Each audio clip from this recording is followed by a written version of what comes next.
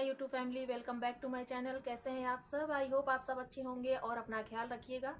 तो आज की इस वीडियो में हम लोग बात करेंगे कि बैंक स्टेटमेंट को आपको तैयार कैसे करना है। अभी भी बहुत सारे लोगों के मन में ये गलतफहमी है कि उनके पास बहुत बड़ा अमाउंट होना चाहिए बैंक स्टेटमेंट को रेडी करने के लिए, बहुत ज़्यादा बैंक बैलेंस होना चाहिए बैंक स्टेटमेंट को रेडी करने के लिए, लेकिन ऐसा कुछ भी नहीं है।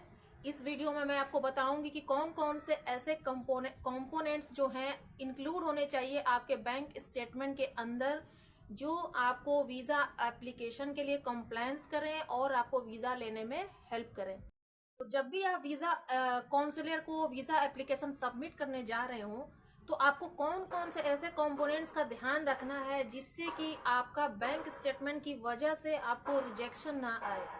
तो सबसे पहला कंपोनेंट है जिसको आपको ध्यान में रखना है कि अगर आप जा रहे हैं, सिंगल जा रहे हैं या फिर आपकी फैमिली जा रही है साथ में, तो ये मेक श्योर कीजिएगा कि जो बैंक स्टेटमेंट है वो आपके नाम का ही होना चाहिए। ये पहला कंपोनेंट है जिसका आपको ध्यान रखना है। ऐसा नहीं है कि आप जा रहे हैं और बैंक स्टेटमेंट किसी और के नाम का है, तो वो नहीं होना चाहिए। फर्स्ट कंपोनेंट है आपका कि बैंक स्टेटमेंट जो है आपके नाम पे होना चाहिए। सेकेंड कंपोनेंट है आपका पीरियड ऑफ सबमिशन। मींस आप बैंक स्टेटमेंट जो है 3 to 6 मंथ्स का आप सबमिशन ले सकते हैं बैंक स्टेटमेंट का। तो उसमें क्या होता है कि सेंजन वीजा में 3 to 6 मंथ्स का लगता है, बट उसमें मोस्टली क्या होता है 3 मंथ्स का ही बैंक स्टेटमेंट लगाया जाता है।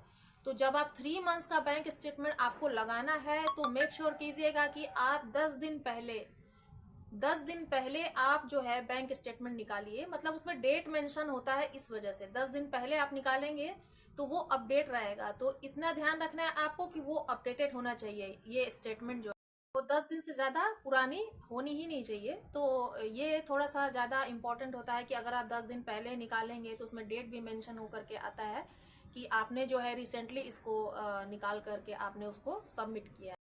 थर्ड कंपोनेंट है आपका कि उसमें आपके बैंक अकाउंट में सफिशिएंट बैलेंस होना चाहिए बैंक स्टेटमेंट को दिखाने के लिए। मतलब इतना सफिशिएंट बैंक स्टेटमेंट होना चाहिए कि आप जैसे वीज़ा लेकर के, वर्क वीज़ा लेकर के आप दूसरी कंट्री में जा रहे हैं, तो जब तक आपकी फर्स्ट मंथ की सैलरी नहीं आती है तब तक आप अपने आप को सरवाइव कर सकें। तो ये आपको अपना बैंक स्टेटमेंट इसीलिए देना होता है कि आपके पास इतना बैलेंस है कि आप गए हैं किसी कंट्री में काम करने के लिए। बाई चांस अगर वहां पर जाने के बाद भी आपको जॉब नहीं मिलती है, तो आप उस केस में क्या करेंगे? रिटर्न आपको वापस आना है अपने देश, तो उस केस में आप क्या करेंगे? आपके लिए कौन वहां पर खड़ा होगा?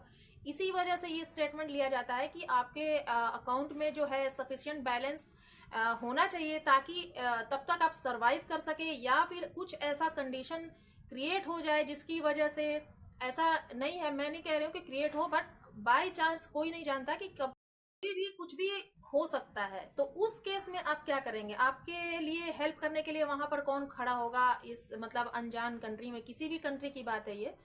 तो इसी वजह से आपका बैंक स्टेटमेंट में बैलेंस जो है देखा जाता है कि आपके पास इतना बैलेंस है कि नहीं, कि अगर कोई भी ऐसी कंडीशन क्रिएट होती है तो आप वापस आ सकते हैं। तो इसीलिए देखा जाता है।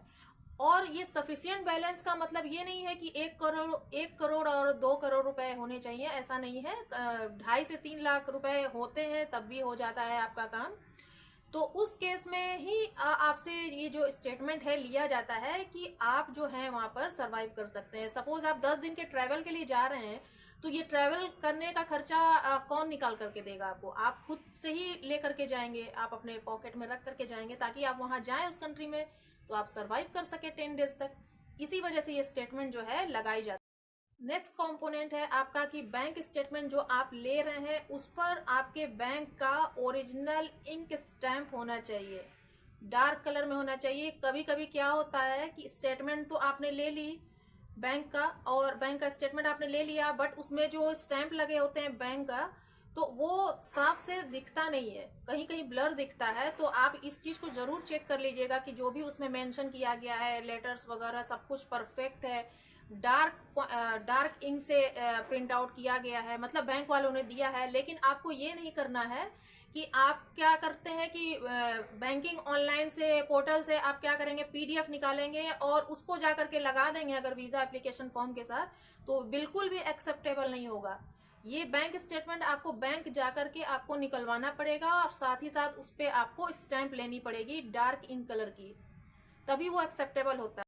नेक्स्ट कंपोनेंट है आपका कि डोंट शो ओवरड्राफ्ट। मतलब कि अगर आपकी सैलरी मान लीजिए 50,000 है और उससे ज़्यादा आपके बैंक स्टेटमेंट में दिखा रहा है, मतलब ओवरड्राफ्ट का मतलब यही है कि सैलरी से ज़्यादा, इनकम से ज़्यादा आप अपनी स्टेटमेंट में दिखा रहे हैं, जो भी मेंशन किया गया है उसमें मतलब जो भी डिपॉजिट किया गया है, तो उसको बिल्कुल भी आप सबमिट मत कीजिए, वो ऑलरेडी रिजेक्ट हो जाएगा।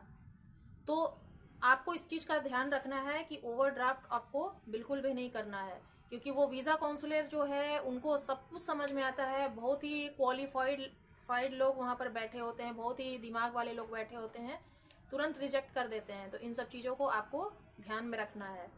अगर आप ऑलरेडी कर्ज में डूबे हुए हैं और उसके बाद भी आप घूमने फिरने जा रहे हैं, तो ये सब चीज़ें जो होती हैं ना, उनके दिमाग में चलती रहती हैं, तो ये काम आपको बिल्कुल भी नहीं करना है। नेक्स्ट कंपोनेंट है आपका रेगुलर इनकम। जो आपका बैंक स्टेटमेंट है उसमें रेगुलर इनकम जो है आती है वो मेंशन होना चाहिए बैंक स्टेटमेंट में।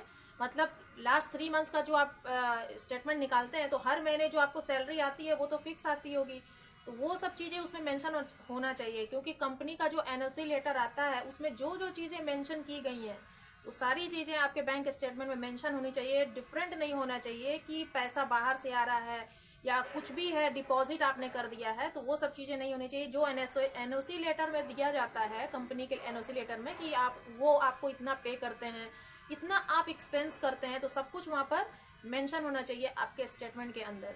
तो इन सब चीज़ों का आप ध्यान रखिएगा। लास्ट 3 मंथ्स का जो सैलरी क्रेडिट होता है आपके अकाउंट में, तो इस चीज़ को आपको ध्यान रखना है कि कंपनी के अकॉर्डिंग ही सैलरी उसमें क्रेडिट होनी चाहिए।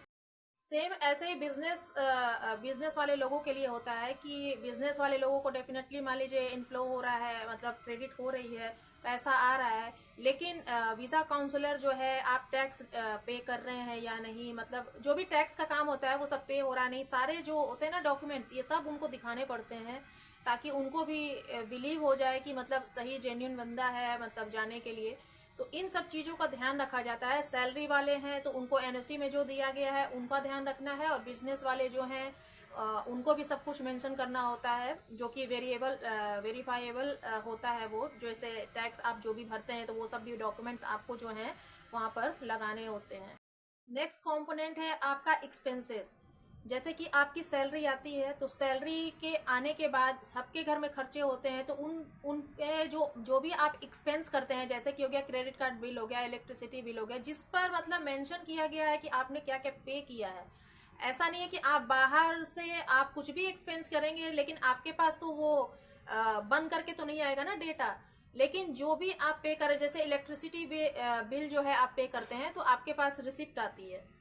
वैसे ही क्रेडिट कार्ड बिल पे करते हैं तो आपके पास रिसिप्ट आती है। तो ऐसी जगहों पे जहां आप एक्सपेंस कर रहे हैं, उनका सब कुछ स्टेटमेंट जो है ये होना चाहिए। और दूसरा, ये सारे एक्सपेंसेस निकालने के बाद जो आपके पास सेविंग्स बचती है, उन सेविंग्स को भी दिखाना पड़ता है, उन सेविंग्स को ही दिखाना पड़ता है कि ये इतना कमाता है, इतना सेव करता है। वही आपको दिखाना होता है कि आप इसके थ्रू जा सकते हैं या नहीं। सेविंग जो होता है ना, यही मेजर कंट्रीब्यूशन होता है कि आप इस ट्रिप पर जाने के लिए अफोर्ड कर सकते हैं। मतलब आप अफोर्ड कर सकते हैं इस ट्रिप पर जाना या फिर किसी भी कंट्री में जाना। यही मेजर कंट्रीब्यूशन होता है कि कितना पैसा आपके पास सेव हो पाता है कि आप आगे की चीज़ें जो हैं आप कर सकते हैं, अफोर्ड कर सकते हैं। इसी वजह से बैंक स्टेटमेंट में 3 मंथ्स का लिया जाता है कि सारे एक्सपेंसेस निकाल करके अगर आप अफोर्ड कर पाते हैं तो आपको जो है वीज़ा के लिए दिया जाता है।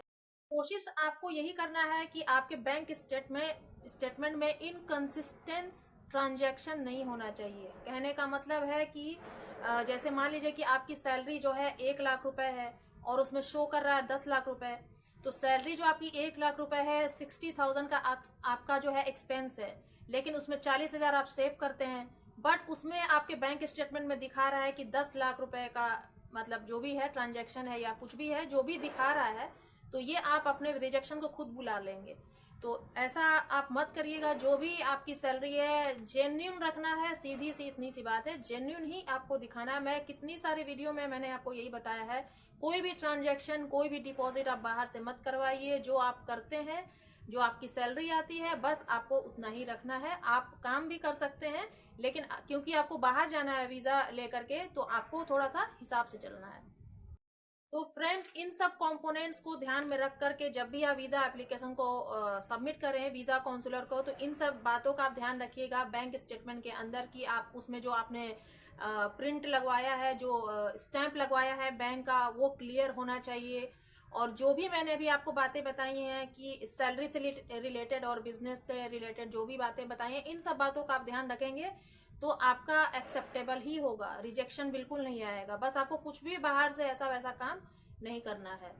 तो मुझे उम्मीद है कि आज की इस वीडियो से और जो बातें मैंने बताई हैं, इसको जान करके आपको बैंक स्टेटमेंट को रेडी करने में हेल्प मिलेगी। मुझे उम्मीद है कि पूरी हेल्प मिलेगी। अभी तक मैंने 2 वीडियो और बना करके अपडेट की हैं आपको, फिर भी बहुत सारे लोगों को कन्फ्यूज़न है, लेकिन मेरे ख्याल से अब ये कन्फ्यूज़न नहीं आना चाहिए। तो मिलेंगे नए अपडेट के साथ नए वीडियो में, तब तक के लिए बाय बाय।